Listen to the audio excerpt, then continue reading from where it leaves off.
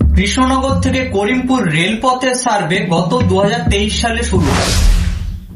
আসলে মজার বিষয় জানেন কি, করিমপুরে ট্রেনে চেপে কৃষ্ণনগর যাওয়ার স্বপ্ন আমার দাদুরা দেখা শুরু করেছিলেন। সেই স্বপ্ন আমার বাবারাও দেখছে, আমিও দেখছি। আচ্ছা, কেন বলছি বলুন তো? 100 বছর পুরনো মানুষজন করিমপুর থেকে ট্রেনে চাপার স্বপ্ন দেখেছিলেন। আসলে কৃষ্ণনগর থেকে করিমপুর রেলপথের সার্ভে এই প্রথম 2023 সালেই কিন্তু হয়নি।